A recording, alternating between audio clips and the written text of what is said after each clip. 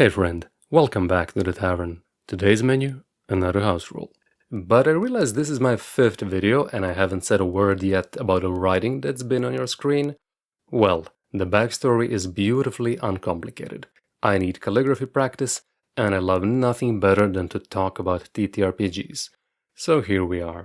Much like Marcus, I have opinions, and the influence of my dear friends Twinsteel and Rich is why I'm expressing them on YouTube. Last time, for the video on Crimson Escalation Doubled, I wrote in red, gold and green with carefully measured spacing. So I thought I'd do it a bit simpler this time, turquoise and purple. If you're wondering why my pens look broken, they're called oblique pen holders or oblique nib holders, and they make it easier to write when your letters are meant to be slanted. Today's rule is called Legendary Advantage Dice. This rule is a generalization of a house rule called Legendary Resistance Dice that I wrote about 3 videos ago. In that one, I propose you can replace Legendary Resistance with a pool of advantage dice that stack. This new rule is the same, but for any d20 roll. You can use it on its own or in conjunction with the resistance rule. So what is it exactly? Legendary Advantage is an ability of a legendary creature to grant itself 1 or more advantage dice on any d20 roll.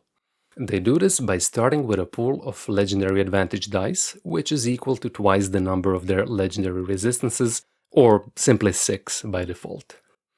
Then, every time the creature wants to be extra sure it hits, saves, or succeeds on any other d20 check, really, it takes dice from this pool and uses them as advantage dice.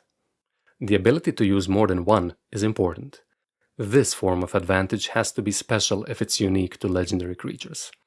So, a creature starting with 6 dice in their pool could, not should, but could, use all 6 to boost an attack roll, rolling a total of 7d20 and taking the best result. You'll probably only ever want to use 1 die or 2 dice at most, though.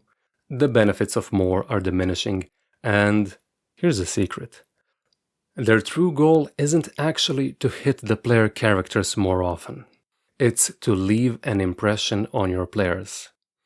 When the fight starts, take some of your spare d20s, that I know you have, place them where the players can clearly see them, and theatrically reach for them when the moment calls for it.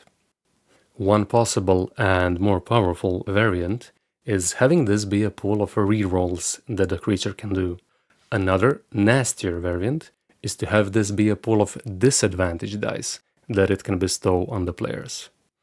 That's all for today, so see you next time in the tavern.